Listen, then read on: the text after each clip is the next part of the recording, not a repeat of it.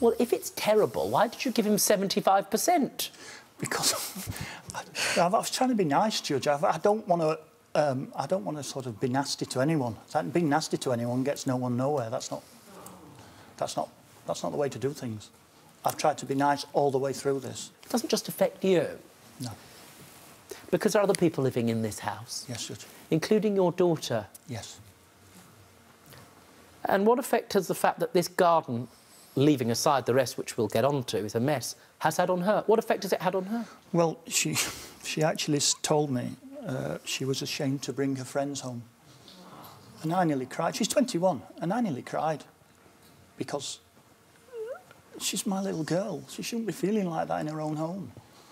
And it doesn't just end there. No, Judge. Because then we get not just to the kitchen, you've got some photographs. Now, I accept you did not work in the kitchen. But certainly, you must have been on site, sir, whilst your business partner, as declared at the start of this case, was responsible for some of the decoration. Were you supervising that decoration, sir? I didn't supervise it, no. Did you see it? I saw it later on, yes. Let's have a look, first of all, at the paint on the carpet. That was 2 years old, that carpet, Judge. You had carpet for 2 years. The avoidance of doubt. Are you suing for new carpet? No, Judge. How much is a new carpet?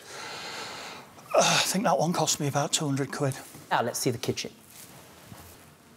The lampshade is in the hallway, Judge, with paint all over it. I see that. That's the end of May. Yes, Judge. June, July, August, 4 months later, nothing has been done. This is your home that you've saved up for. Your daughter's embarrassed to spend any time there. Have you tried to get him back between that period to come and finish the job? Yes, Judge. How many times did you do that? Numerous times, Judge. Why did you not show up to finish the job? I've got no answer, Judge. Well, think of one whilst I wait. Well... Would you like to call a friend or go 50-50? No. Right, well, I'd like you to think deeply about why you didn't show up in that 4-month period. I didn't show up because I didn't have the funds to do the kitchen. I should tell you, this has been looked at by a professional person.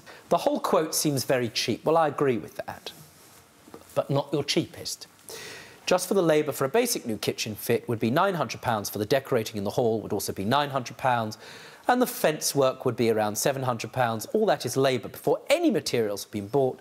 It looks like he was an unskilled labourer who underestimated how much work would go into the job and how much the job would cost to do. The work he's done has been sloppy all over the place. It doesn't look professionally done at all. I can't see anywhere near £4,300 being spent on the materials, as materials he has brought are cheap. For example, a fence panel is only roughly £20. Correct? Correct. Your complaint is that it's all been spent by your business partner, correct? Correct. Now, you gave him, the person that you were dealing with, an opportunity to come back very often. How were you communicating with him? I communicated via text message normally. And on the 12th of September, you asked over text when he'd come back to complete the garden. Yes, Judge. It's not finished. No. Why not? I didn't get around to finishing it. Did you care you've left him in that situation? I do care, and that's why I'm here. Now, your complaint, and you've got 2 features of your reply, I shall deal with the first one, is that you handed over £2,000 to your business partner. Consequently, although Graham may be entitled to sue you, he's only bought half of the defendants here, and you should be joined with Carl, at the very least. But you say, not only is that not correct, but you are not responsible because you completed, to a significant degree, your side of the bargain, what you promised to do, which was the garden.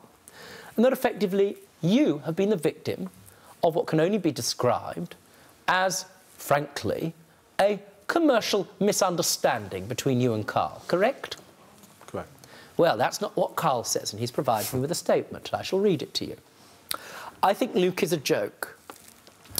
I helped him out on a couple of jobs in the past, and in those jobs we didn't even end up getting paid.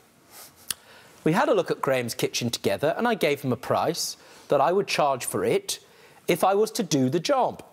After I gave the quote, we fell out. and cut all ties. And as far as I was concerned, I wasn't involved in that project and made that very clear. Are you listening? Yes, Judge. Are you? Yes.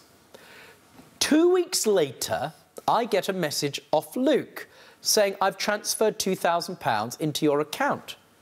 I thought this was from a previous job which he owed me £2,800 for. Later on, he told me it was for Graham's kitchen. But as far as I was concerned, I never made any agreement with Graham. It was Luke that made the agreement, and this is important. This isn't the first time Luke has done somebody over, and it won't be the last. This is his view of you. I know. For more Judge Rinder cases, click here. And if you've got a legal issue of your own, get in touch with us by clicking over here.